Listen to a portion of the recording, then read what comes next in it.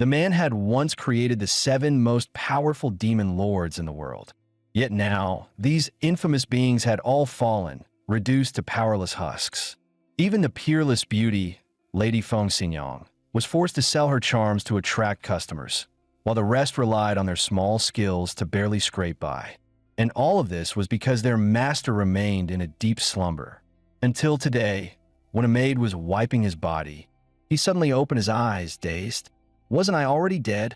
His name was Zheng Fan, once a genius manga artist. Years of overwork had taken his life far too soon. And now, when he opened his eyes again, he found himself in a strange new world. After struggling into his clothes, he froze at the sight of a graceful figure blocking the doorway. Zheng Fan stood thunderstruck, for the woman before him was none other than a character from his manga, the demon Lord Feng Xinyang. Before he could react, she threw herself into his arms. At last, you've awakened. I've waited half a year for you. Zheng Fan, pure as ever, hastily pushed her away. Realizing her offense, Feng Xinyang immediately knelt and begged for forgiveness, then gently helped him up, ready to introduce him to the others. She first showed him around, before stopping in a wine-scented room. "Hey Ming, the master has awoken. Come pay your respects." Zheng Fan's heart jolted again as his eyes fell upon the figure inside. For it was none other than the vampire A Ming, another character from his manga. A Ming stepped forward and knelt. "Greetings, my lord." Soon after, Shui San and the woodcutter Fan Li rushed in, followed by the blind man Bei and the zombie Liang Cheng. All of them had once been terrifying demon lords he and his companions had created, now brought into this unknown world alongside him. Feng Xinyang raised her cup. "Congratulations on waking, master. At last, we have a leader again." But Zheng Fan cut in at the wrong moment. "I've been unconscious for half a year. How did you survive?" The demon lords froze. Until now, they had believed this was simply another manga world Zheng Fan had drawn. The blind man Bei explained, "From the very first day we arrived here, all of us lost our powers. We've been nothing but ordinary humans, hiding here and waiting for you to awaken." Zheng Fan was stunned. These were once beings who could shake mountains with a single step, and now they were mere mortals. But perhaps that wasn't entirely a bad thing. After all, he never had the courage to command them at their peak. He quickly asked, "What about Imomaru?" Everyone else here had been created by his studio partners, while he had only assisted. Imomaru, however, was the one character he had created alone. With him, Zheng Fan felt secure. Feng Xinyang stepped forward holding a box. Imomaru said he has no body and no need for food or drink, so he sealed himself within this stone. Zheng Fan knew deep down that the demon lords only showed him surface-level respect. Even Imomaru, his personal creation, refused to appear before him. After all, how could such beings truly bow to a mere mortal? What he didn't realize was that the demon lords had lost their powers completely. Even the great progenitor of vampires couldn't heal a small cut from a wine bottle. To survive, they had been brewing wine in the tavern just to feed everyone. Zheng Fan walked up to A Ming. "A Ming, let's talk." He asked if they had gathered any useful information these past 6 months. A Ming shook his head. "I only brew wine. Intel is the blind man's job." Then he spoke bluntly. "You don't need to fear us. Sure, we look down on you, but we didn't abandon you while you were unconscious, and we won't now. You're the reason our story continues. That's why we'll follow you. If you want answers, ask Bei. He knows more." Zheng Fan realized at last. They knew they were manga characters, and that was why they acknowledged him as master. Strangely enough, that was good news. "Thanks." Just then, A Ming paused, startled. He realized the wound on his hand had miraculously healed. Meanwhile, inside the tavern, Shui San was passionately telling a tale.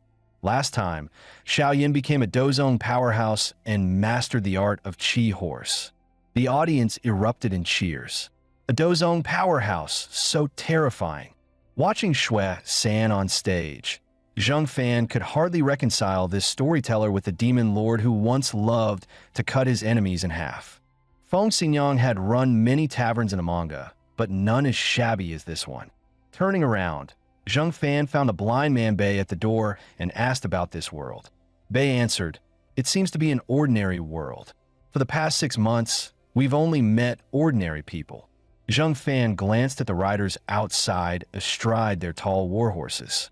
"Ordinary world, huh? You call those horses ordinary?" Bei rolled his eyes. "I wouldn't know. I'm blind." That night, Zheng Fan gathered everyone for a meeting. "Now that everyone's here, what plans do you have for the future?" Feng Xinyang immediately declared that their opinions didn't matter. The master's will was their will. Zheng Fan stopped circling around. "Then let me ask plainly, do you plan to rot away here? Or do you want to stir things up?" At his words, smiles spread across their faces. Even powerless, demon lords could never settle for mediocrity. They had already died once. Better to take risks and do something bold. If they lost, then it was simply game over. The blind man Bei instantly caught Zheng Fan's intent. As the strategist, he began issuing orders. Shui San, head to the county office and dig up intel. Family, sneak into a merchant caravan and see if there's a suitable place to settle. As for you, Xinyang, you'll entertain a guest tonight. Liang Cheng and A Ming, you protect her. Don't let anyone actually touch her. Tonight, we pull off something big. Once the tasks were handed out, the vampire A Ming reported, the bidder for Xinyang's first night offered an outrageous sum. Most likely a young master from a powerful family, and he's brought guards with him. Zheng Fan frowned. If the mark's too tough, forget it. People with that kind of background aren't easy to handle. But A Ming dismissed his concern. The harder they are, the greater the payoff. Besides, Xinyang already took the money. If Master wants to help, then here's what we can do. Not long after, Zheng Fan appeared at the tavern carrying a jar of wine. Liang Cheng was already waiting. "Master, you must act with caution. Don't push yourself. If anything happens, we'll cover you. Your safety cannot be compromised." Zheng Fan was stunned. Is he actually worried about me? Meanwhile, inside the room, Feng Xinyang only needed a single glance, and the man before her was instantly entranced, his soul seized by her allure and the intoxicating novelty of it all. Outside, a guard stood at the door. Seeing Zheng Fan and Liang Cheng approach, he barked a warning. Liang Cheng quickly explained that the wine had been ordered by the innkeeper to be delivered inside. The guard relented, but allowed only Zheng Fan to enter. As Zheng Fan passed him, he felt the crushing aura radiating from the man's body, and cold sweat broke out on his forehead. Inside the room, the fight had reached its boiling point. The time is now strike. In the next instant, Zheng Fan leapt high, smashing the wine jar straight at the guard. At the same moment, Feng Xinyang lashed out, her legs clamping tightly around the young master's neck. Outside the window, A Ming heard the commotion. He drove a spike deep in his palm, tasting his own blood as raw power surged violently through him. In a flash, he shot into the room, driving a hairpin straight into the young master's neck. With a scream, the man collapsed, unconscious. Outside, the wine jar exploded against the guard's head. But the man was monstrously strong, completely unfazed. He drew his blade and swung at Zheng Fan. Zheng Fan was too slow to dodge, death looming before his eyes. Suddenly, Liang Cheng's gaze flared blood red as he ripped a corpse nail from his body and flashed behind the guard for the kill. Yet the guard seemed to have eyes in the back of his head, instantly twisting his stance, and drove his sword straight into Liang Cheng's torso. Liang Cheng remained expressionless, slamming the corpse nail deep into the guard's flesh. The guard mind-reeled.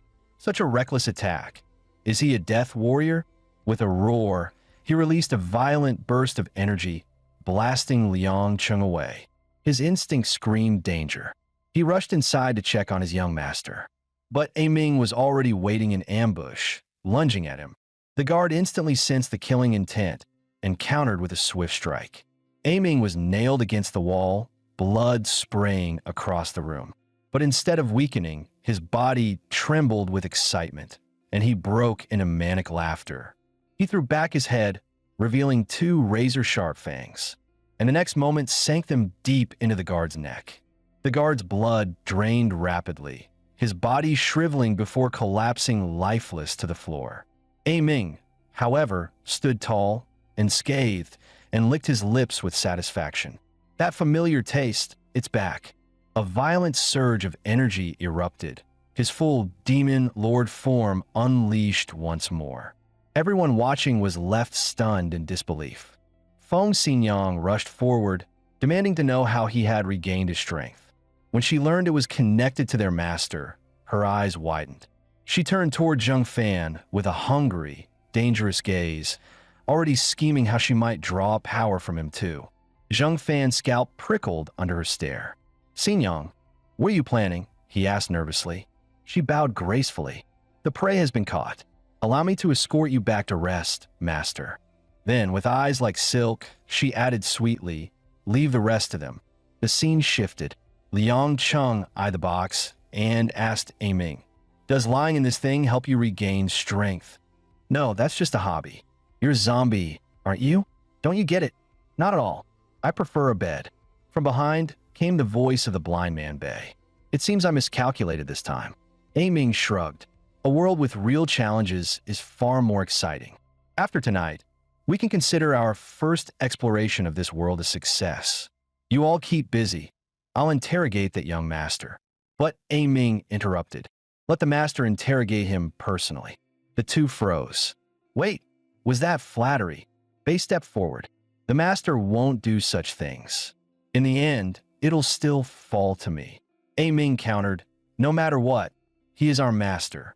The formalities must be observed." Bei smiled faintly. "So, that's why you were the first to recover? We agreed to hold back, yet you secretly snuck ahead." Liang Cheng looked baffled. "What the hell are you two talking about? Did you do something nasty with the master behind our backs?" Ming let out a long sigh. "No, I believe my strength returned because I earned the master's trust.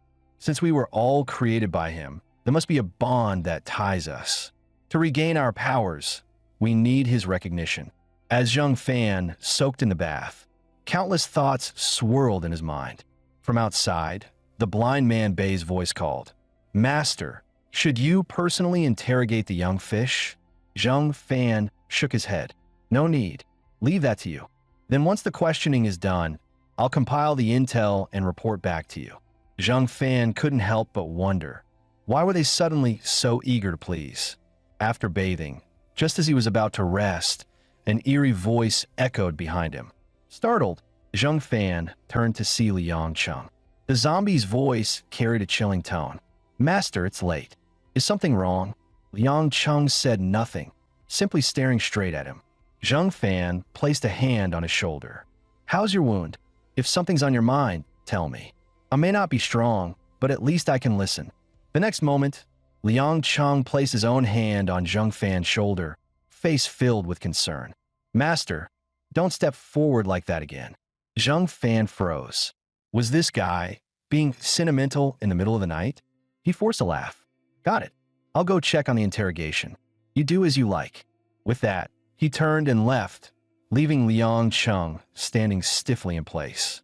When he came back to his senses, Liang Cheng crouched, covering his face. That was so embarrassing.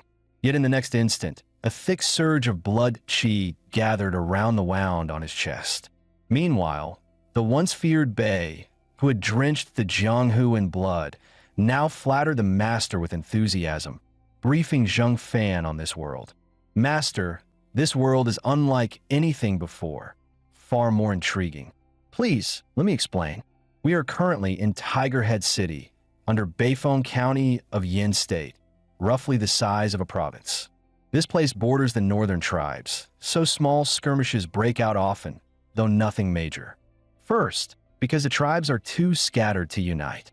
Second, because Yin must guard against Qin, Chu, and Jin to the south, so its focus remains in the Central Plains.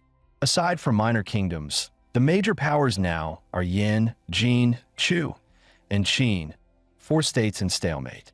What's more fascinating is that this world has not only cultivators and warriors, but also magic and battle qi, all ranked by 9 grades. The guard we killed yesterday didn't even qualify as 9th grade. Now we have 2 paths.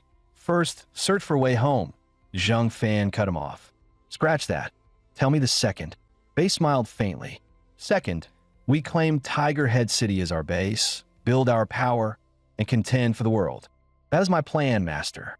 Please give your judgment. Zhang Fan nodded. Your planning is solid. I have no objections. Bei rose, bowing low. It is all thanks to your wise leadership, Master. Zhang Fan rolled his eyes. That flattery's way too stiff.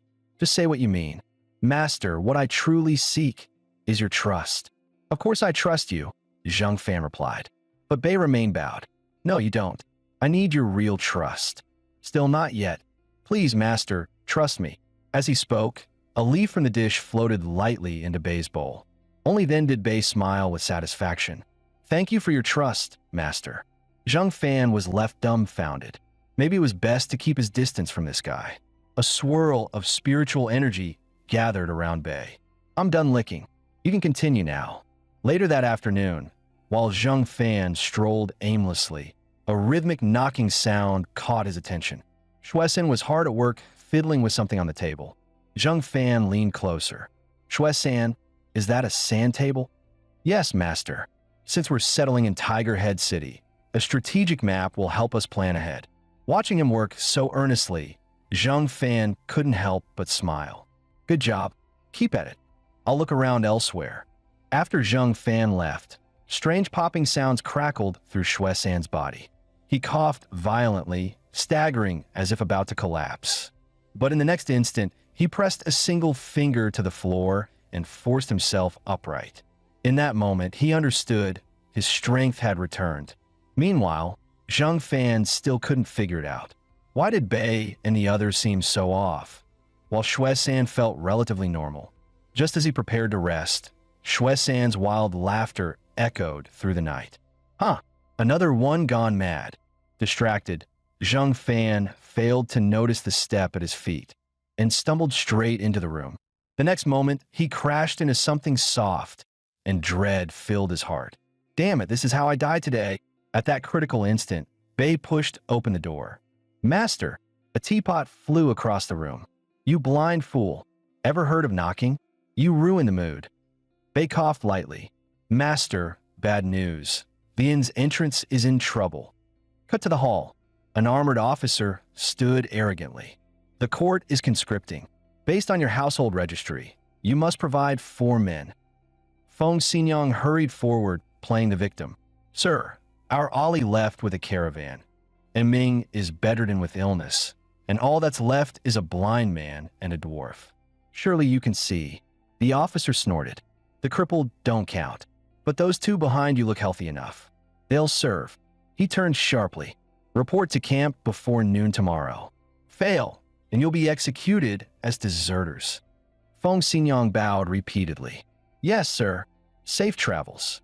Once they were gone, Bei quickly proposed, first option, we pack up and flee Tiger Head City tonight. Zhang Fan cut him off. Leave? After half a year building this place as a base? That'd be a waste. Besides, raising the banner of rebellion isn't realistic yet. Bei immediately flattered him. As expected, Master thinks further ahead. Then he ordered Shuesan to join as backup. Feng Xinyang insisted on coming too, but Bei sneered. What? To charm soldiers in camp. He straightened coldly. We, as subordinates, should clear obstacles for our master, not add trouble. Zhang Fan knew the truth. If he wanted to lead them, he had to grow stronger, stand taller, and see further.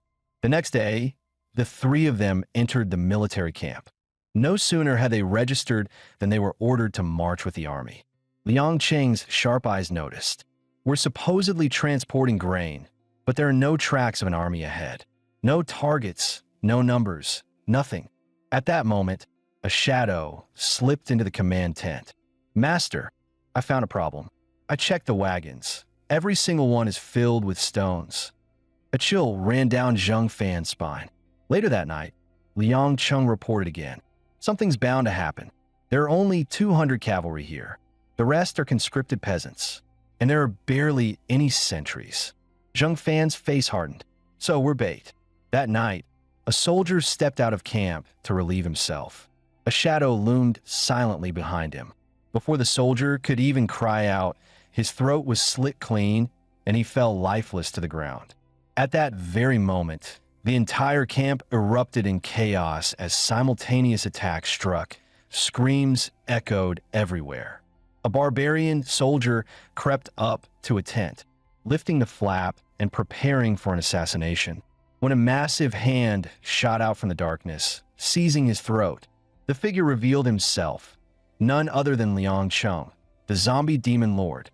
The two guards outside sensed something was wrong and rushed forward, but a flash of steel cut through the night. Shuesan had already slit their throats. From within the tent, Zhang Fan stepped out slowly. Suddenly, an arrow whistled into the night sky with a piercing screech. From afar, barbarian cavalry thundered forward. Kill! Leave no one alive! The camp descended into hellish slaughter, screams and corpses everywhere. Shuesan muttered, "Master, should we retreat? This is far too dangerous." But Zhang Fan smirked. "I heard barbarian heads can be exchanged for reward and military merit, right?" Shuesan froze, then chuckled darkly. "Truly our master, ruthless as ever." Just then a barbarian soldier spotted them, and immediately spurred his horse, charging with blade raised. Liang Chung moved in a flash, shielding Zhang Fan. Shuesan darted forward, a twisted grin on his face, and his blade flickered past the rider's eyes. The barbarian clutched his throat in disbelief before collapsing onto his saddle. Even more terrifying, Liang Cheng's eyes glowed crimson, as spectral hands of condensed malice formed behind him, slamming down upon the warhorse's skull with thunderous force. Horse and rider were hurled to the ground in a bloody heap. Liang Chung pinned the soldier down and turned toward Zhang Fan. "Master!" Zhang Fan understood, raising his massive 40-meter blade and bringing it down with savage force. The strike carved through flesh, blood spraying in all directions. Zhang Fan licked the blood at the corner of his lips, the faint sweetness sending a thrill through his body. He stared at his hands in disbelief. I killed someone? But this feeling, it's not bad at all." Picking up a fallen longsword, he thought grimly. Wolves never accept a sheep as their leader. If he wished to command demon lords, he had to become a wolf fiercer than any. Just then, the pounding of hooves roared at the camp's edge. It was Yan's hidden cavalry, finally making their move. As the Yan riders surged into the camp, the battlefield exploded into a frenzy of blood and steel.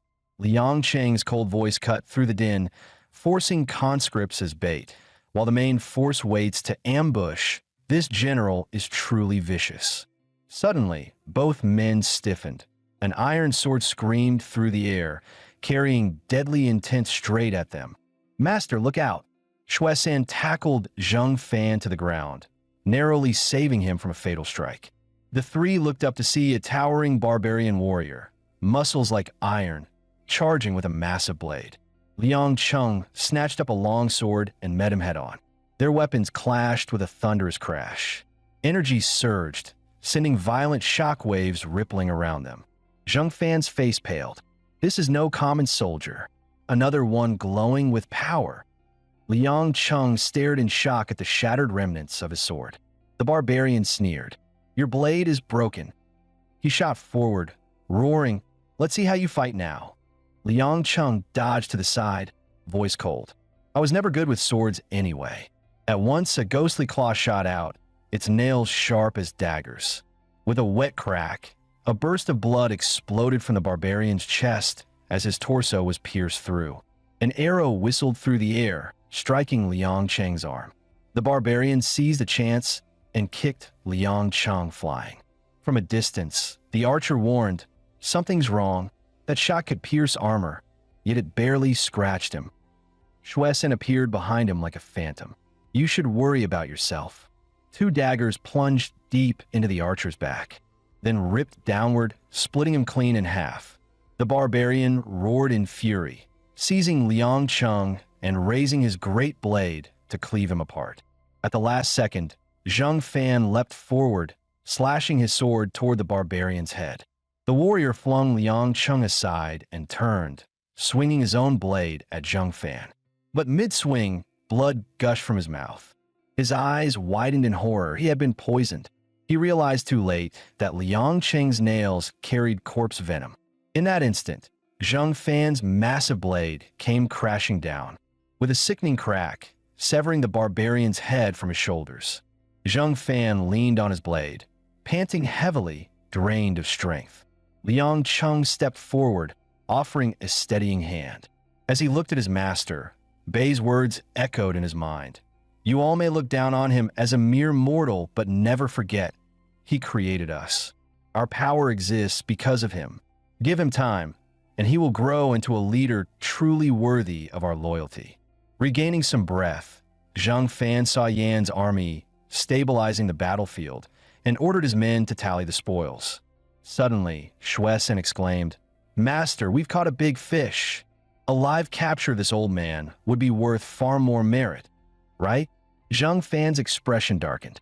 No, he saw everything. The old man trembled violently, pointing at Zhang Fan. A demon. Zhang Fan grinned coldly. Hey, you guessed right. Meanwhile, a Yin army squad was combing the battlefield. Their leader spotted Zhang Fan's group and barked. Who are you people? His eyes fell on what Zhang Fan carried, and he gasped. That old man's a high-ranking figure. For mere peasants to stumble into such merit. Too bad.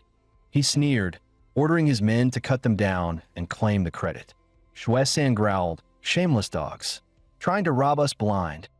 But just as the squad leader thought victory was his, a blade of light sliced through the air. In an instant, the leader was cleaved in two, falling from his horse in a spray of blood. A beastly roar followed. The newcomer was none other than Li Qian, daughter of the northern Marquis of Yan. You, wash up and come on my ship. No, to my tent tonight. Zhang Fan stood nervously outside the princess's tent. Meanwhile, outside, Shuesan smirked as he gossiped. You think our master's going to get lucky with that princess? Liang Qing, the zombie, scoffed coldly. That woman isn't worthy of our master. Shuesan clicked his tongue. TCH, you're licking boots harder than ever now, huh? Liang Qing sneered. With us around, master will claim the finest woman this world can offer. Haven't you noticed? He's improving every day. Shuesan froze, realization dawning. You mean our strength returning depends on the master? Liang Qing explained. Before he woke, we were all ordinary men. Now not only are we regaining power, but even his body is growing stronger. It's not just us who are evolving. Shuesan gasped. Damn, if master loses his purity, wouldn't we be at a huge loss? Meanwhile, Zhang Fan strode into the tent and dropped to one knee. Greetings, General. Li Qian glanced at him, her cheeks tinged red. You've earned great merit.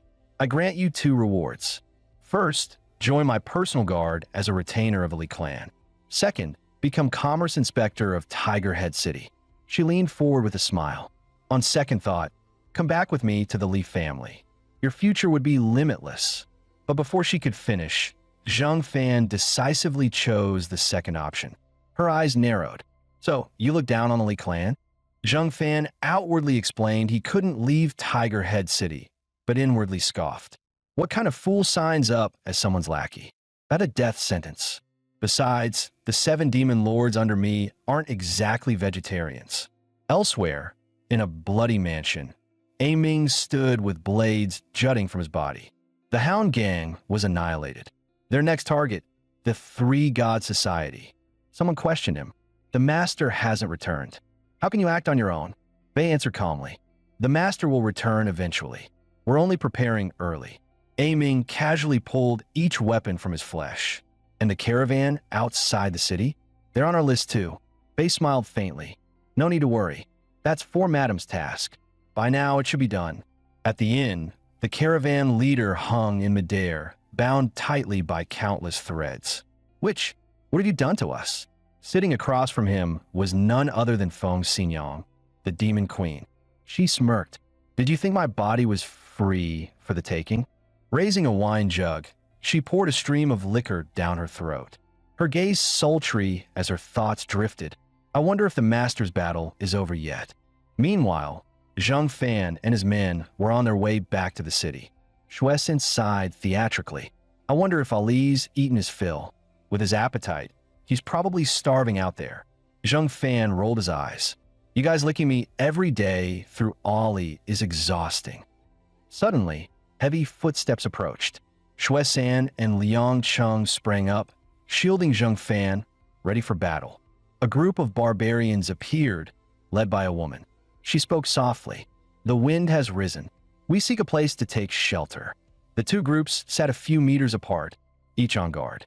Then, the woman stood and walked toward Zhang Fan's group. She shook a wineskin, offering them a drink. Zhang Fan quickly declined. I've caught a chill, no wine for me. Inwardly he thought, who knows if it's poisoned?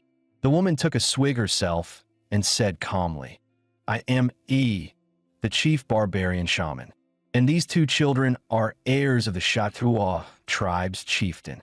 I rode from the royal court without rest just to save them. And yet you dogs of the Northern Marquis dare to ambush me. Her hands flashed through seals. Barbarian curse, rise of the dead. In the next instant, her two attendants foamed at the mouth and collapsed.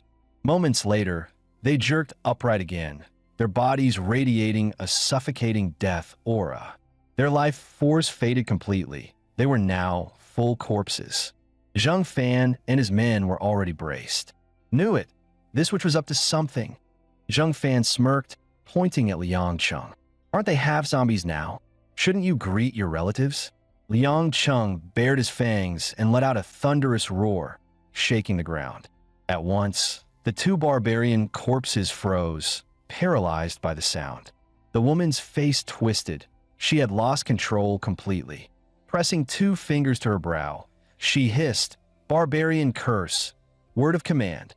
Her pupils glowed with an eerie green light as violent energy surged toward Zhang Fan.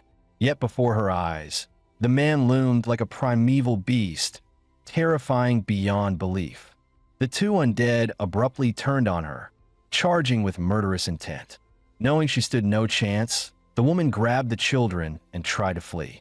But Shueisen was already behind her, dagger poised for a killing strike. At the last moment, the woman unleashed her latent power. Her cloak whipped like a storm, blasting Shueisen away. Damn hag, don't you dare run. Shueisen hit the ground as she bolted dozens of meters ahead. But Zhang Fan was already waiting in front of her. He only meant to block her path, but to his surprise, she charged straight at him.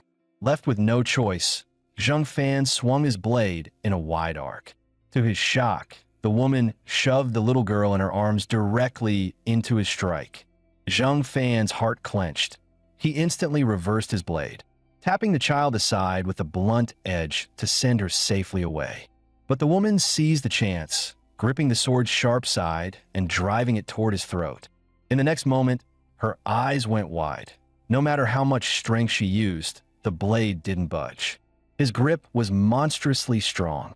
With the undead bearing down on her from behind, she vaulted over Zhang Fan's head. But Shueisen descended from above, once more, dagger gleaming. With a sickening crunch, the blade stabbed deep in her back. She gritted her teeth, lashed out with a brutal kick that sent Shueisen flying, and used the momentum to stagger off into the night. Shueisen scrambled up to chase, but Liang Cheng barked, "Don't. Controlling those corpses is already my limit. If you go, who will guard the master?" Out on the desolate wasteland, the woman finally collapsed, too wounded to run any farther. Suddenly, a voice rang out. "Lord Corpse, what are you doing here?" She turned to see barbarians disguised as merchants. Seeing her own people, the woman's confidence surged. "Gather the troops. Wipe out the Northern Marquis' lackeys." The group rushed to obey, except for one hulking brute who just stared at her. He wasn't staring at her face, but at the daggers still lodged in her back. "What are you looking at? Like what you see. Get lost. Looking at you." In the next instant, the man hefted a massive axe. It was none other than Fan Li, one of the 7 demon lords. Later, regrouping with Zhang Fan, he explained he recognized the dagger. One Shueisen had sharpened for half a year. Zhang Fan thought to himself, that woman's luck is rotten, running into family of all people. family then pulled out some weeds, claiming his restored strength came from eating them these past days. Schwesen rolled his eyes. If I hadn't been licking the master nonstop these days, you'd still be useless. Dumb luck, that's all. By noon, the group returned to the inn, only to find it empty, their belongings looted. Panic set in. They feared something had gone wrong. Just then, an old man rushed out. "Boss, you're back." He explained that Bei and Xin Yang had secured a new residence days earlier and told them to wait here for the master's return. Meanwhile, inside a grand mansion, the group was in council. Bei frowned. "We stopped the Hound Gang's human trafficking to respect the master's stance. But why destroy the three-god society too? They were a rich source of offerings." Bei smirked. "The master is a man of culture. He wouldn't want to meddle in religion." Xin Yang exposed him with a laugh. "Your comics back home got axed for the same reason, didn't they? Besides, we're transmigrators. Making perfume and soap will earn more than temples ever could." Just then, news came of Zheng Fan's return. After lunch, freshly bathed, Zheng Fan entered the hall. "Everyone eaten? Then let's discuss business."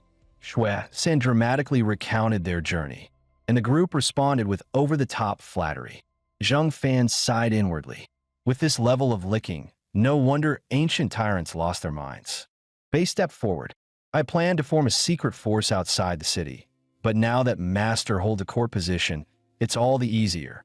Zheng Fan had psyched himself up at the door to project imperial authority, but he knew Bei's mind-reading tricks likely saw through him.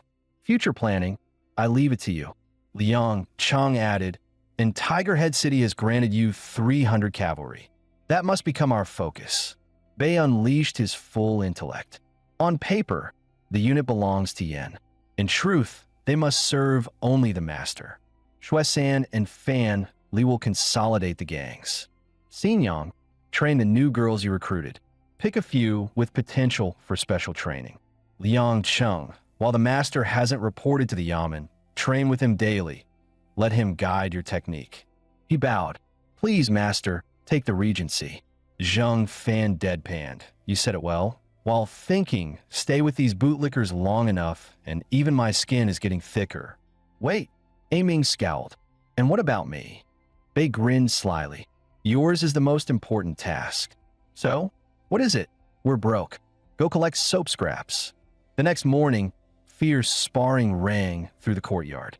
After 3 days of training with Liang Cheng, Zheng Fan's stamina had improved noticeably. To reward him, Zheng Fan invited Liang Cheng to join him in the bath. Liang Cheng shook his head.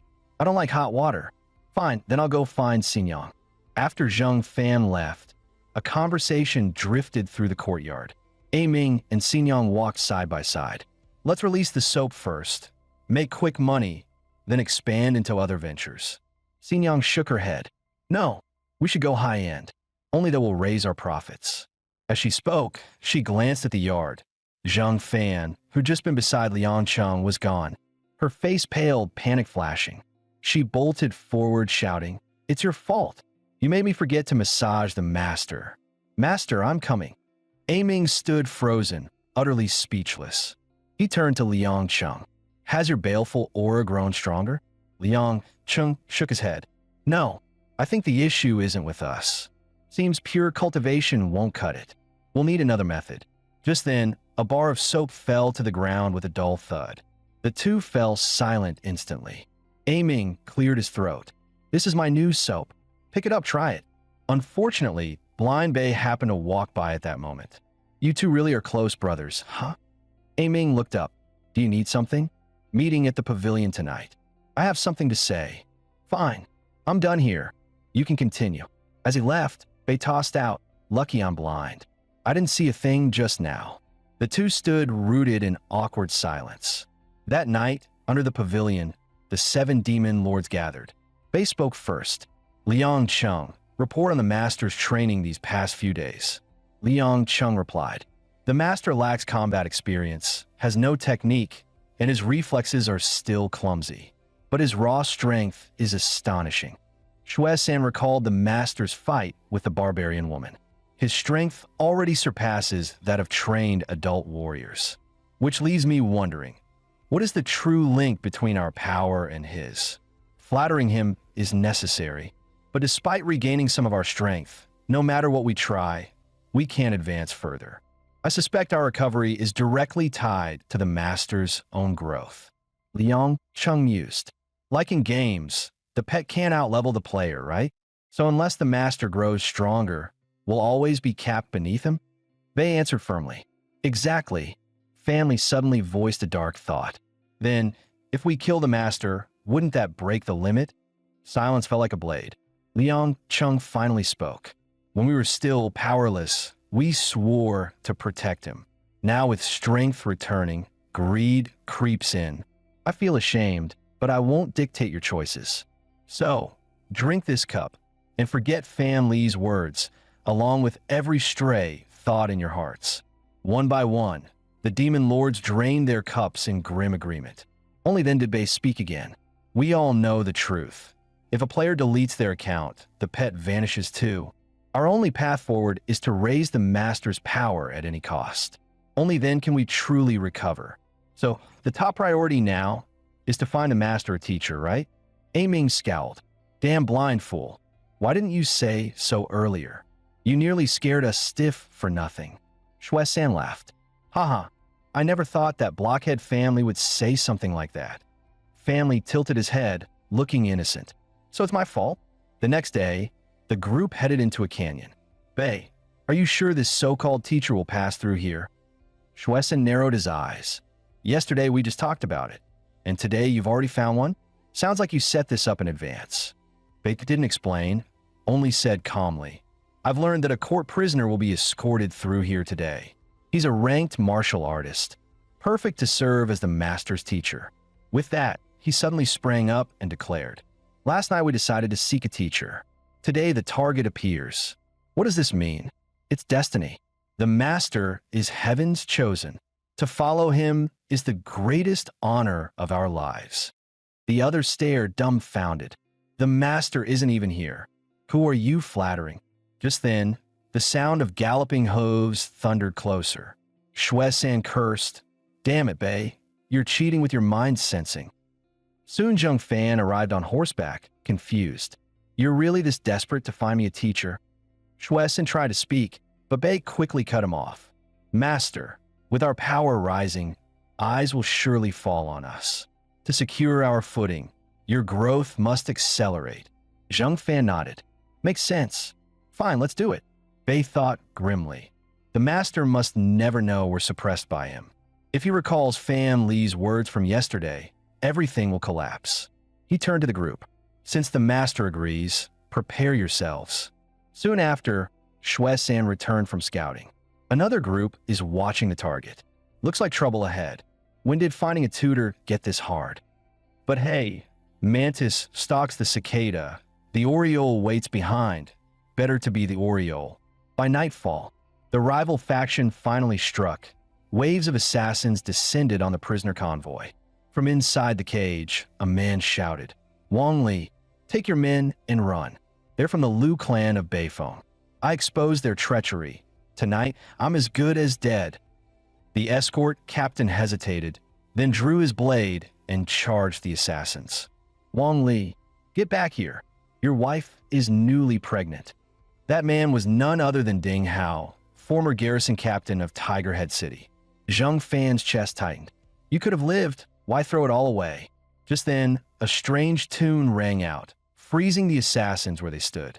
The blind man played his eru calmly, a song to break the heart. Where in the world is a kindred soul? With nothing but his eru, he unleashed ambush from 10 sides, cutting down every assassin before him. The rest, panicked, charged together. Frenyang flicked her fingers, silk thread snapped out, killing 2 assassins instantly. The other demons unleashed their skills. Zombie Liang Chung with his gut-ripping slash. Vampire Aiming spreading rabies with a single bite. Shuesan giving his target a gentle head massage. While Woodcutter Family slipped off with the prisoner in the chaos. Liang Chung, Aiming, Shuesan hold the rear. Frenyang take the lead. We're breaking out. By now, the Imperial Guards were nearly all slaughtered. and Capital Captain Wang Li lay wounded and powerless. Another assassin lunged at the blind man, who sneered and played slowly, "Chicken, you are too beautiful."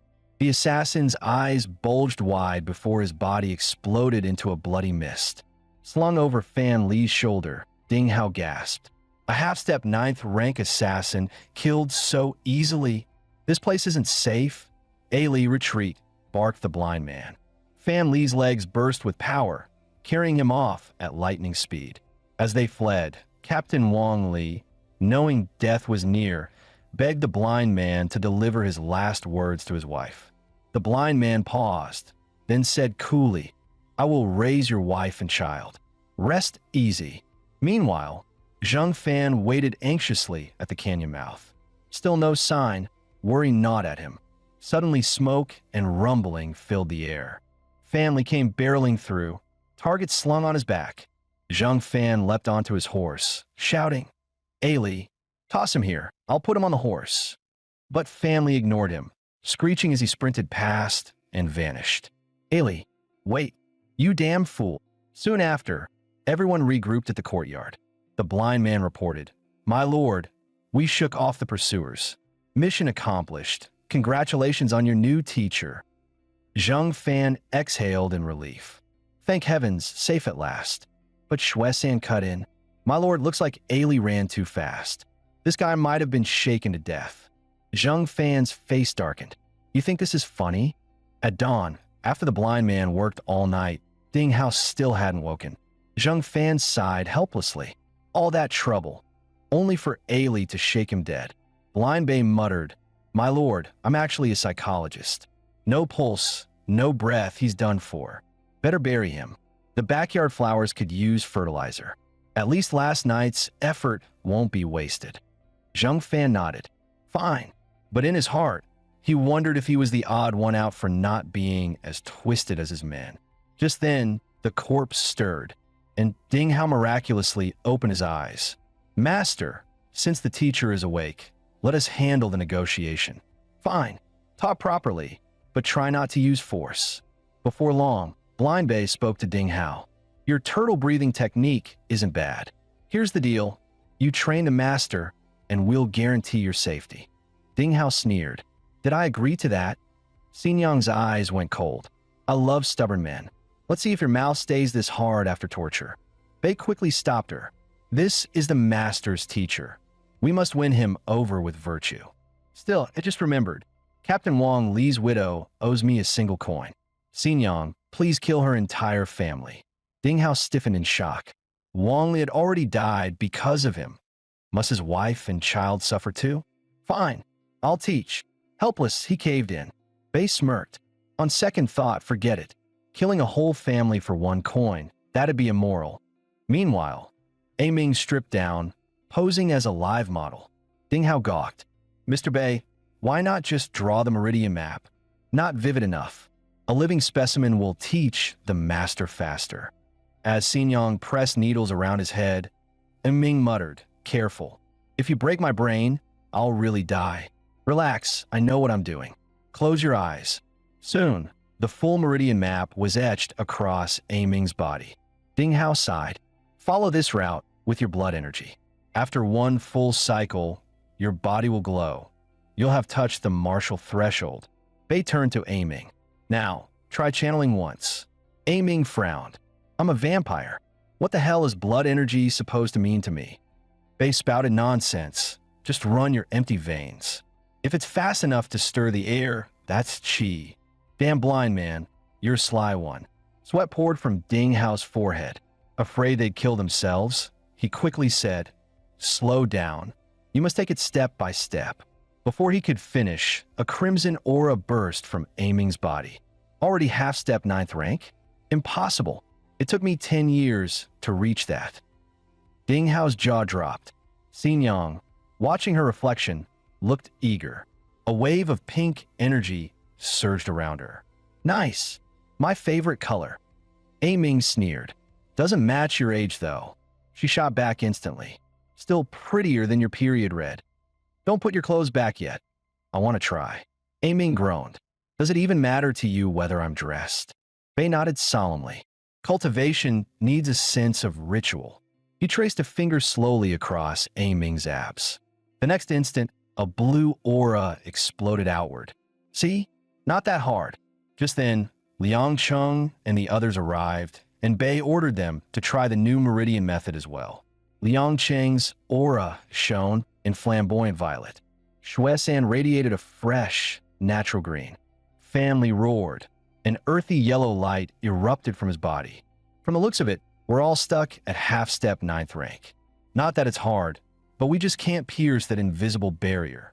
It's like something unseen is suppressing us, which means our goal is clear. No matter the cost, we must push the master into the ranks as soon as possible. The next noon, Zheng Fan was dragged into practicing the meridian chart, but no matter how he tried, nothing worked. He cursed inwardly. I'm not some freak like them. I'm just a rookie, damn it. Ding Hao observed quietly. Seems the only normal one here is this so-called master. Bei asked, is there a shortcut? Maybe some external stimulant? Ding Hao nodded. Yes. Some use a drug called 5-stone powder, combined with baleful qi to strike the meridians. It scrambles the channels and makes sensing qi easier. Bei immediately ordered Liang Chung to stimulate the master's meridians with his baleful qi. Liang Chung agreed. His qi was pure and easy to control. He flicked his finger and tapped Zheng Fan's chest. The next instant, Zheng Fan's eyes turned bloodshot. He foamed at the mouth and collapsed unconscious. Shit, Liang Chung, did you forget your nails carry corpse poison? Black energy spread through Zheng Fan's body, his limbs convulsing violently like a seizure. Liang Chung panicked and withdrew his hand. A Ming frowned. Don't tell me the master's infected with corpse poison. Zheng Fan lay limp, unresponsive no matter how they called. Xinjiang snapped. How could you be so careless? Keep this up, and he'll end up a brain-dead old man. Liang Chung protested. He had held back his strength and ensured no poison seeped into the master's body. But Ding Hao saw the truth. The master already has immense blood energy within him. Your qi merely ignited it, causing a brief blackout. In fact, your master is a martial prodigy. The group erupted in relief. Good thing it's not a trash tier start. Hours later, Zheng Fan slowly regained consciousness. Master, you're awake. Do you feel the qi? Yes, strong and overwhelming. Ding Hao's eyes lit up. Most people sense qi as faint threads at first. For you to feel it so powerfully, this is true genius. The blind man was just about to flatter Zheng Fan when the others bowed in unison. Congratulations, my lord. With such talent, your rise to greatness is just around the corner. They shot him sly grins. Almost let that old schemer steal the first lick of boot. Zheng Fan, long used to this, waved casually. Rise. That night, the blind man asked Shui San quietly, what did you go to Ding Hao for? Shui San replied, I only asked if there were medicines or methods to speed up advancement. The blind man's tone turned sharp. Don't try anything foolish. Forcing growth will trap the Lord at his current level forever and drag us all down with him. If Liang Chung or Fornyang find out you wanted to drug him, Shui San quickly protested. I was just preparing, not actually going to do it. The blind man halted. We've been too hasty lately. Today we overplayed our hand. If the demon pill knew. Shui San frowned. But hasn't the pill not awakened yet? The blind man chuckled. Tell me, if we keep pushing the Lord, will he stay with us or walk away with the pill once it wakes? Shui San toward the formula, smirking. Blind one, you're clever, but you don't understand the pill's nature. Do you know why the Demon King hasn't unsealed himself? The blind man raised a brow. What do you mean? Speak. Shui San sneered. Because the first thing he'll do after waking is kill the Lord. And leave just one line. A waste like you dares call yourself my father? After a day of brutal training, Zheng Fan soaked in the hot spring with Fornyang attending him. She asked softly, My lord, have we been putting too much pressure on you? Zheng Fan shook his head. No, just the baleful aura. It feels like a fever. He dismissed her, saying he'd soak a bit longer before resting. For Nyang knew well. Though her master was mortal, The creator of beings like them must be lonely and sensitive. They had indeed pressed him too hard. But Zhang Fan thought differently. If suffering bought power, it was worth it. After all, who would truly respect a useless master? He gazed at the stone that housed his son, the demon pill. I don't know why you won't show yourself, but with you, at least I'd have some backbone. Zhang Fan sighed. Son, your father misses you. Then he turned back inside. Ripples swirled in the water, the stone glowing faintly, as though something within was about to hatch. That flicker of killing intent was instantly caught by the blind man in his study. So strong, unmistakably the demon pill's aura. But is this rage for me, or for his father? By dawn, funeral banners lined the streets. The conscripted peasants had returned as corpses. Liang Cheng stepped forward with a report. My lord, the magistrate has summoned you to the yamen at noon. When Zhang Fan walked out of the yamen, he held a brand new official robe in his hands. Liang Cheng, the blind man, rushed over. Congratulations, my lord. Now we're finally part of the system. He added, My lord, I heard this gathering is to deal with the war orphans. Zhang Fan nodded. Hundreds of orphans arrived at the charity hall today. They plan to distribute them among the captains. Liang Cheng suggested, We can make our move here. If it's divided by rank, you'll only get 1 or 2 spots. That's way too few. I say we take them all in, build our own orphanage, and raise a generation loyal to us. Training halfway never works as well as shaping them from the start. Winning hearts must begin early. Zhang Fan's eyes lit up at the idea. A bold thought took root in his mind. Let's go back. We still have plenty to do. 2 days later, in the courtyard, Zhang Fan's aura surged, faint light glowing around him. Master, how much longer until I can truly shine? His master replied, Haste makes waste. But at this pace, 3 days at most to reach half-step 9th rank, and within 2 months, you'll break into the true rank. Zhang Fan bowed. Thank you, master. Please rest early. I'll return tomorrow. Ding Hao watched his back, suppressing shock. Aside from those 6 freaks who hit 9th rank in an instant, this man's talent is terrifying. Teaching him feels less like guiding and more like getting crushed. Which noble house sent their prodigy here to experience common life? Liang Cheng reported, My lord, this afternoon I'll escort Shui San to sell perfume and soap across the city. Ali and the others will head into the desert again. See if they can bring back some tribesmen. With their pace and intel gathering, that's at least a month. 5 of us will be gone. So from tonight, Madam C will attend you nightly, 24 hours at your side. Zhang Fan looked awkward. Isn't that a bit much? Liang Cheng insisted. Your safety cannot be risked, my lord. Besides, a month is more than enough for you to reach the rank. Once he left, Madam C's voice rang from behind. You bastards. 100 letters, begging me to cozy up to the Lord. Why do you get to run off free while I'm stuck guarding the house? Liang Cheng snickered. With us gone, don't you have an even better shot? That night, Madam C finished massaging Zhang Fan, but he asked her to leave. She refused. No way, my lord. I must share your bed to keep you safe. When the blind one was here, he could act like a radar.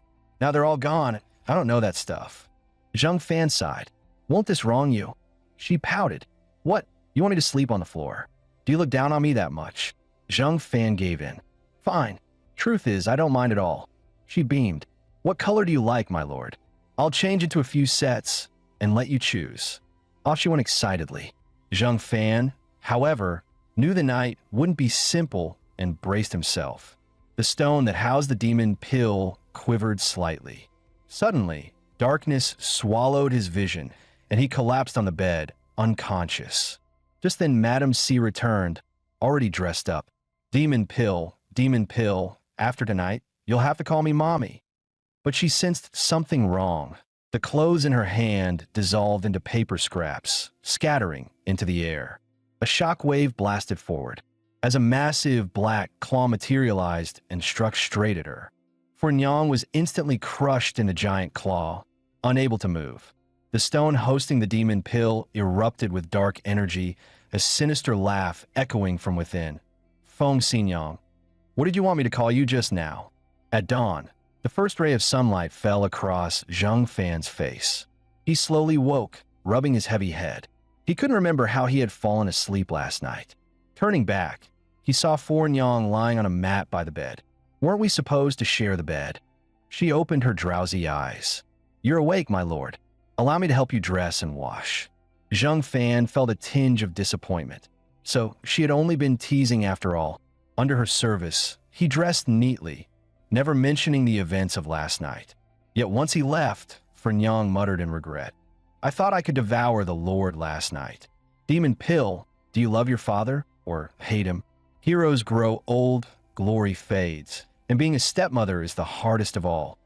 At the Yamen, chatter filled the air. The Mei family manor was wiped out last night. The banner of the northern garrison now flies on the city walls. The northern garrison has been suppressed by the court for years. Are they making a move? They say the commander was a captain surnamed Zhang. Could be the county princess pulling strings. Zhang Fan nearly spat out his drink. Everyone's eyes turned toward him. He quickly pieced it together. The blind man squad must have done it in Tumen City last night. A soldier stepped forward. Captain, what's your official rank? Zhang Fan answered.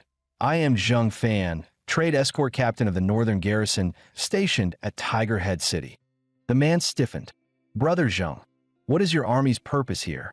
With things at this point, Zhang Fan could only keep up the act. His face darkened. The Northern Marquis's house acts as it pleases. Why explain to anyone else? Suddenly, a heavy slam shook the hall. The county magistrate roared.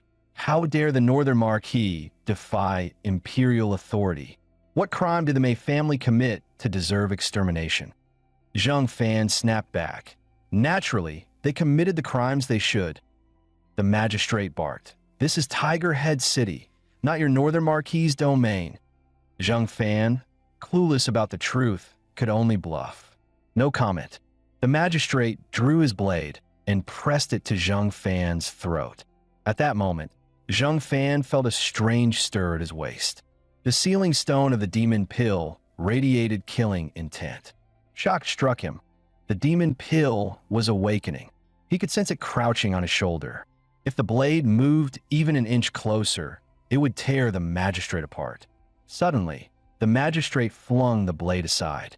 He placed a hand on Zhang Fan's shoulder, his demeanor flipping instantly. How is the family? As the magistrate softened, the demon pill's aura faded. Zhang Fan replied smoothly, the young lady and everyone at home are well.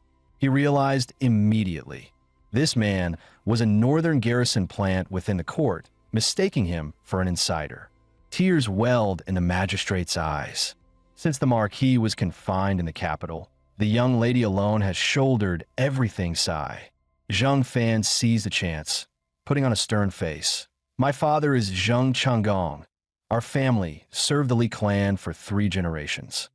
The magistrate lit up. I may have even shared a drink with your father. Zhang Fan was about to reply, but the magistrate quickly covered his mouth. Too many eyes and ears here. Next time. He patted his chest. Whatever happens, come to me. If the young lady raises her banner one day, I, Su Wenzu, will open the city gates myself and offer Tiger Head City to her. Meanwhile, Zhang Fan was back home, enjoying Fornyang's massage. After reading the blind man's letter from the north, Zhang Fan finally realized how dangerous the day had been. It said the Mei family manor posed a threat, so they wiped it out completely and told him to use the northern garrison's name to deflect blame. If the top official of Tiger Head City hadn't been an insider, his head would already be rolling. My lord, after all this training, how long until you truly break through the rank? Zhang Fan replied smugly. Just need the right spark. Who knows? I might wake up tomorrow already there. As he drifted off, his vision suddenly went dark, a crushing weight pressing down like a mountain. Seriously, Fornyang? You're going all in? I'm beat already, go rest. She instead reminded him, the demon pill is a spirit. Leave it outside in the courtyard to absorb the sun and moon. It'll recover faster. Zhang Fan frowned. Don't try to fool me just because I didn't read much. It's true, my lord. To anyone else, it's just a rock. Nothing to worry about. So he placed the sealing stone outside, not knowing this move would cost him the most precious thing in his life. Once they turned away, the stone flared with demonic energy, and the demon pill manifested. He knew exactly what that woman planned to do with his cheap old man tonight, but he was powerless, stewing in frustration. Without the demon pill suppressing her, Fernyang went all out. She was gambling that the pill hadn't fully awakened and couldn't enter the room. Besides, when I set my eyes on a man, I don't let go. Your father doesn't owe you anything. Why should you stop me from dating him? The next morning, Zheng Fan stretched, refreshed. Suddenly, golden light burst from his body. Damn, did I just break through? Meanwhile, in Tumen City, the trade hub between Yin Kingdom and the Western regions, a Western merchant was held at knife point by Shuai San. We wanted to talk business the easy way, but you forced us to switch methods. Footsteps thundered outside. A squad of armed men stormed in, charging straight at the blind man. He didn't even flinch. He sat down and played the piano. A single Chopin nocturne unleashed a wave of sound, blasting them across the room. Now let's talk terms. We'll give you perfume, soap, even the formula. All you need is to supply us with counterfeit Northern Garrison gear. I know you can get it. The merchant frowned. You've been here for days. Why wait until now to act? The blind man grinned darkly. Because we were waiting for top-up. That very morning, Zheng Fan had broken through to 9th rank. Even his captive master Ding Hao admitted his speed was terrifying. Zheng Fan asked excitedly, "Is this black energy of mine rare?" Honestly, pretty common. Ding Hao was dumbstruck. 10 years of grinding had brought him here, but Zheng Fan did it overnight. Since you've reached the rank, I guess I'm no longer needed as your teacher. Zheng Fan smirked. Thanks for reminding me. For Nyang, he's useless now. Drag him out and chop him into fertilizer. Ding Hao shuddered. Good grief. No sense of a master's grace at all. Zheng Fan's face softened. Just kidding. Look at you, scared stiff. But Fornyang got the hidden message. Old man, 2 choices. Be fertilizer or be the Lord's hound. She leaned into Zheng Fan's arms, purring. Am I right? Truly, beautiful women are the most ruthless. So, what's it gonna be? Ding Hao lowered his head. I'm useless now. Can't do anything but waste food. Fornyang sneered. That's not your problem. As a Lord's dog, you're not like the others. Ordinary dogs break a leg and end up in a stew. But the Lord's dog, he'll have someone put that leg back on. Ding Hao felt struck by lightning. I can really recover. He hurled his wheelchair aside, crawling to Zheng Fan and shouting, Master, I'm willing. With his goal achieved, Zheng Fan turned calmly. Fornyang, heal him up, then assign him work. Moments later, Fornyang finished treating him and hurried back. Zheng Fan asked, Didn't you say before you had no way to restore him? She answered guiltily, I just remembered a method. She couldn't admit it was because of last night. Then she threw herself into his arms. My lord, I want to practice more tonight. Maybe I'll recall even better techniques. Just then, a servant reported someone from the Yamen waiting in the hall. Zheng Fan entered and saw it was the Yamen secretary. Captain Zheng, the day after tomorrow a tribute convoy must be sent to the Marquis's estate. The Lord asks you to escort it. In a few days it will be the lady's 50th birthday. You haven't forgotten, have you? The Marquis's household raised me like family. How could I forget? But such a small matter. Why bother you to come in person? The secretary lowered his voice. In truth, the magistrate wishes to sneak into the convoy. With your help, he hopes to meet the lady and the county princess. Zheng Fan's heart lurched. Damn, this could expose everything. That night, he and Fornyang discussed. She suggested, why not disguise ourselves and rob the tribute convoy? Later, we can spin any excuse we like. That's the only way. You'll go in disguise, kill Su Wenzu, and silence him. Tomorrow I'll summon the centurion and make sure he's in line. Fornyang suddenly sat on his lap. Since you already have a plan, shouldn't you let me practice my skills with you now? The man raised his wine cup like a king of stocks in his prime, and his officers all bowed, following his lead. Through pressure and persuasion, Zheng Fan had convinced the centurions that he was deeply tied to the Northern Marquis's house. From the next room came angry shouts. It was the perfect chance to make an example. He kicked the door open, finding an official about to force himself on a woman. That official was none other than Chun Liang, registrar of Tiger Head City. Chun Liang froze, then cursed, "Do you know who I am, dog?" In disguise, Ding Hao recognized the woman. "Xiao Cui? She's Wang Li's wife, the man who died for me." Zheng Fan sneered. "He's forcing her, and you're not angry? Why aren't you tearing him apart?" Ding Hao hesitated. "He's an official. I feared it might harm you, my lord." Zheng Fan roared. "And what are you to me?" Ding Hao stammered. "A servant." "Wrong. You're my dog, and my dog never swallows humiliation. Bite him. I'll take the blame." Ding Hao understood instantly. His eyes hardened as he advanced on Chun Liang. The registrar, still oblivious, pointed and spat insults. The next moment, his finger was snapped clean, a scream ripping from his throat. Then a heavy kick sent him flying across the room. Zheng Fan crouched to question Xiao Cui, but then caught sight of something in the corner of his eye. What the hell did women in this era already have lingerie? He realized instantly. The blind man often mentioned sending floating water to gather intel from the captain's wife. So it was through her? So-called floating water must have meant returning water. That blind bastard really had tricks up his sleeve. Ding Hao dragged him over. Looking at the battered Chun Liang, Zheng Fan knew this man could not be left alive. This must be done cleanly.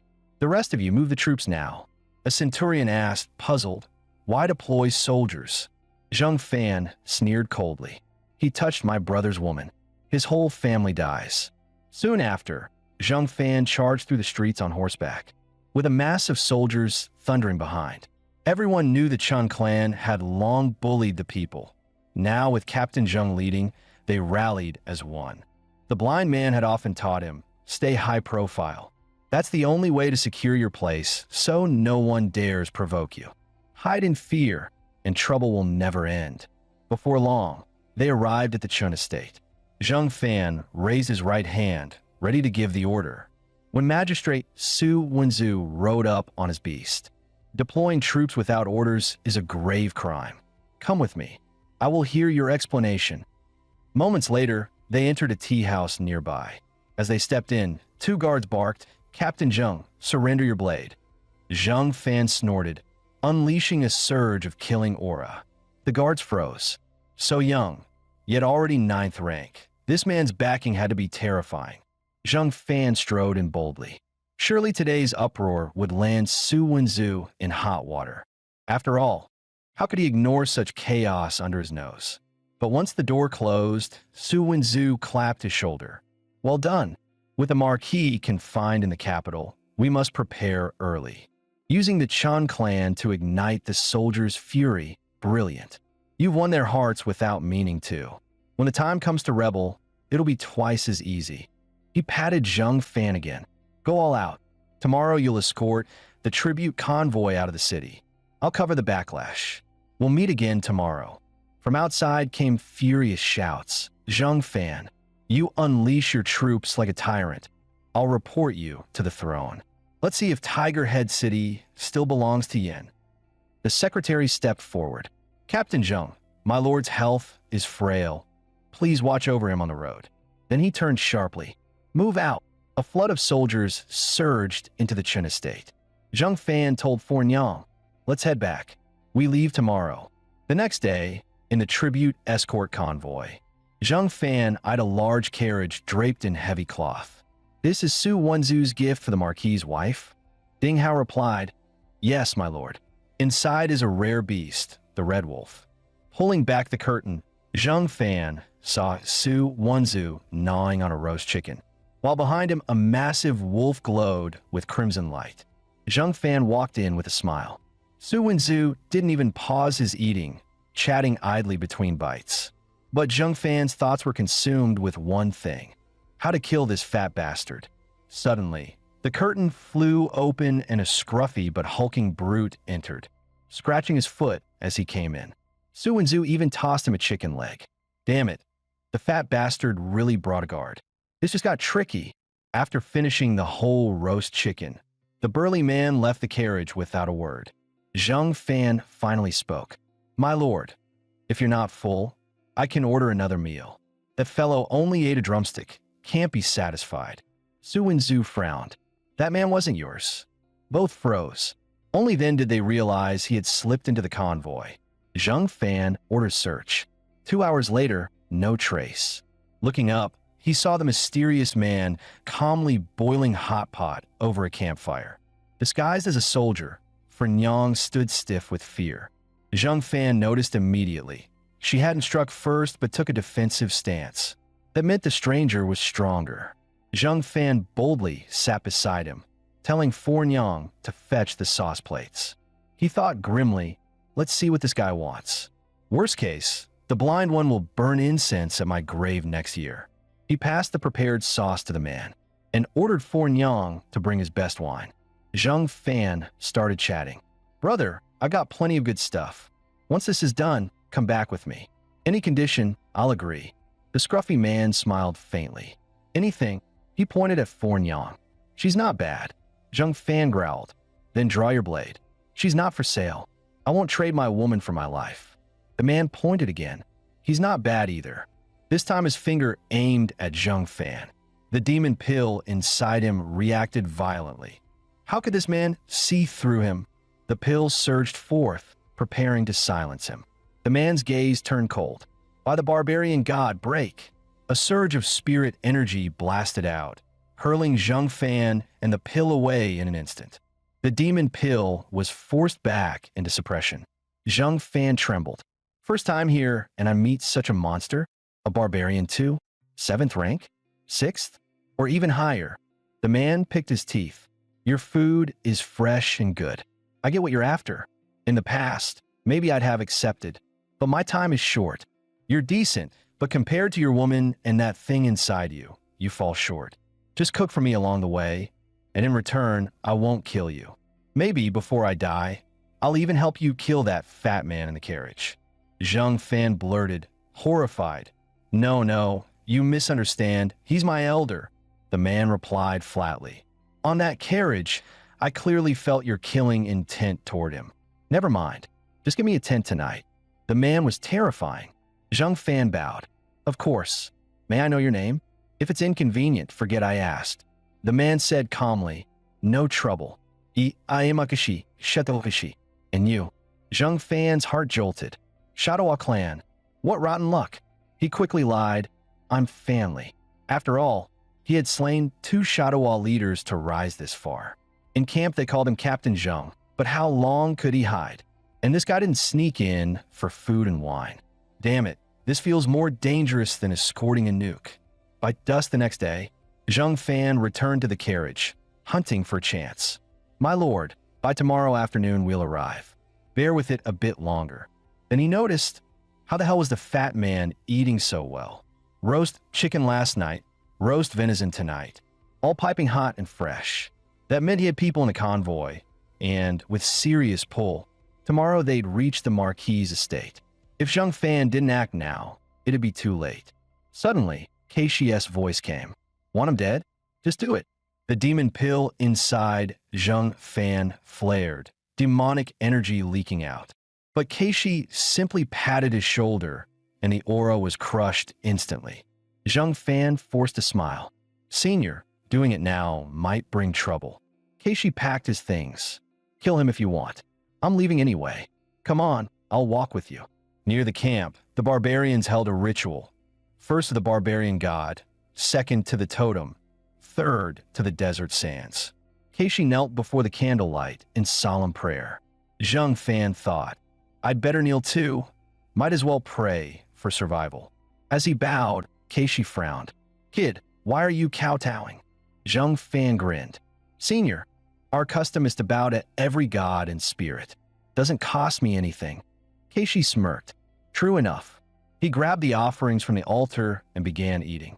Zhang Fan blinked. You're eating before the rite is done? Isn't that disrespectful? Keishi said calmly, he won't mind. Because the god I worship is myself. The Northern Marquis estate stood on the very ruins of the barbarian royal court. 100 years ago, the first Marquis crushed the court and built his manor here, as a warning to his heirs. In just a century, not only had the lost lands been reclaimed, but the barbarians were shattered, forced even the Liu royal clan to bow. Such was the terror of the Marquis line. Zheng Fan's eyes caught a carriage, carved with dragon motifs, its grandeur unmatched. That must be from the Yin royal family, perhaps a prince sent to garrison. For the emperor to send royals here in such tense times, it shows how deeply he fears the Marquis. That night, the convoy camped outside the manor. In his tent, Zheng Fan shared one last meal with Shadawa Keishi. Neither spoke, yet they raised their cups in silent accord. Nyang watched the barbarian warily. At the gates of their destination, what was this man's true intent? Keishi sighed over his wine. Shame I never drank such fine liquor before. Another sip, and I'll be reluctant to die. Zheng Fan smirked. Then drink as you die. Well said, little brother, ah. A centurion entered to report. Message received, my lord. Our convoy's tribute will not be inspected until after nightfall. Then, Captain, the magistrate awaits your word. Zheng Fan and Nyang exchanged a smile. So, you were Su Wenzu's man. In the next instant, threads of silk flashed. The centurion's body shredded to pieces, falling in a bloody heap. Keishi tossed a chunk of flesh into his mouth and stood. I'm full. Time to go. As he turned to leave, Zheng Fan called after him. Take the wine. Better to have company on the road. Keishi stared deep into him. One more time. Your name? A man keeps his name. I am Zheng Fanli. Leaving camp, he strode to Su Wenzu's carriage, and with one hand lifted the entire vehicle, horses screaming in terror. His eyes burned, fixed on the Marquis manor. Then he charged, carrying the carriage down the slope. From the manor burst countless golden-armored riders, blades gleaming, killing intent fierce. In moments they moved to surround him. Keishi roared, I am Shadawa Keishi, once left king of the barbarian court, come to deliver birthday wishes. With that, he hurled the carriage skyward, and it shattered against the Marquis gate with a thunderous crash. A voice from within the estate. The lady says, we thank the left king for his kindness. Why not enter and share a drink? Keishi growled, I bring my own wine. I've cast aside my royal title. Today I stand apart from the court. Only the princess must come out. The lady replied, the princess is young and reckless. A hero like the left king should not quarrel with the young. Keishi burst into laughter. Young and reckless? Then why did she slaughter 5,000 of my women and children? What crime had they? I come as a Shadawa exile to demand justice. As northern riders surged at him, he charged without hesitation. For years, barbarians and Yin had been locked in blood feud. On the battlefield, strength was law. But the Marquis army had butchered 5,000 innocents of his clan, no survivors. So he cast aside his title and came as a common exile to claim their blood debt. Again, the voice from within. The lady says if such a hero falls here, it will be the court's loss. The barbarians are fading. Think carefully. Keishi snatched a rider's spear, spun it, and leveled it at the manor. Princess, come out and face me. The voice turned cold. Northern army, kill the barbarian. Countless riders charged as one. Keishi gazed at the shattered wine jug at his feet. Such good wine. Pity I drank it too late. Had I tasted it sooner, perhaps I'd never have come. I'd drown myself in drink instead. He squared his stance, ready for the charge. Alone, he faced 3,000 riders. This battle would shake the world. From a distant hill, another group watched. Eunuch Zhang. That barbarian has broken 8 formations. For the prince's safety, should we ask the Marquis to admit him inside? Zhang sneered. Why hurry? If the Marquis estate cannot crush one barbarian, how could it trouble his majesty? The aide hesitated, but swords and spears know no mercy. If the fight spreads here, a young voice from the carriage cut him off. This prince cannot enter. We chose to wait our turn for inspection. If now we beg for shelter, what face has the royal house? Mine is nothing, but if the dynasty is mocked, we all pay the price. With that, laughter and soft voices drifted from within the carriage, leaving the attendants helpless. In war, When a top warrior appears, you send an equal to hold him. But the Northern Army used only cavalry, grinding him down with sheer lives. Was it possible that among 300,000, there were no true masters? You're wrong. The Northern Army has experts aplenty. What they're showing today is this. Even with cavalry alone, they can crush any foe. Who would dare defy the Marquis house after this? Just then, a carriage door opened, and a figure in royal robes stepped out. Oh, still fighting? I've finished my business, and the barbarian isn't dead yet. It was Ji Qingjue, the sixth prince of Yin, reckless in appearance and reckless in truth. Watching Sha Keishi cut down soldiers, he quipped, "Eunuch Zhang, if you fought him, how long would you last?" The eunuch sweated. "With my meager skill, perhaps a few breaths. Long enough for your highness to flee." Chen Guangding bowed. "Your highness avoids court affairs. Why did you volunteer to attend the Marquis lady's birthday?" "Naturally, to meet my future second sister-in-law. She has wits, schemes, and backing. If misfortune falls, better to keep another path open." Chen pressed on. "They say your highness is wild, but I know you're sharp. Why not fight for the throne?" The prince waved it off. "After a great ruler, the heir must guard the borders. That's why my second brother is father's choice." Mid-conversation, Eunuch Zhang gasped, "Your highness!" Trouble. Shadawa Keishi was charging straight at them, blade in hand. Guards rushed to shield the prince. From a distance, Zhang Fan murmured to Fornyang, "Thank you. Let's go. He's given me a chance at fortune." Ding Hao blinked. "My lord, what do you mean? See that black dragon carriage? We're saving the prince." By now, Keishi had already torn through the prince's bodyguards. Eunuch Zhang stepped forward desperately. "Barbarian, this is a royal prince. Do you not fear Yan's wrath on the desert tribes?" In an instant, Keishi seized his wrist and flung him aside like nothing. His cold eyes locked on the prince, waiting. The sixth prince realized and bolted. His target is me. Keishi snarled. "Little friend, this prince is my gift to you." He hurled his blade. Catch! At the last instant, a dark figure dashed before the prince. Zhang Fan. He blocked the strike with all his might, but his weapon shattered, and the blade pierced his shoulder. The night before, Zhang Fan had asked, "You know this is death. Why go?" Keishi answered, "On the battlefield, men may die, but women, children, the old, even if enslaved, they should not be slaughtered.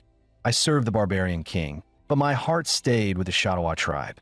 I dreamed of giving them peace. Now that dream is ash." Zhang Fan sighed. "Then I won't try to stop you. But tomorrow, before you die, will you play along with one performance? All I want is wealth and honor. Consider it your last good deed." Keishi nodded without hesitation. Zhang Fan frowned. "So ready to agree? Surely not for 2 days of food and wine." Suddenly, 2 children ran from the tents. Zhang Fan understood at once. They were the Shadawa orphans he had spared earlier. Keishi had learned the truth. Keishi looked back with a smile. "You gave my tribe's blood a chance to live. Helping you once before I die. That's a fair trade."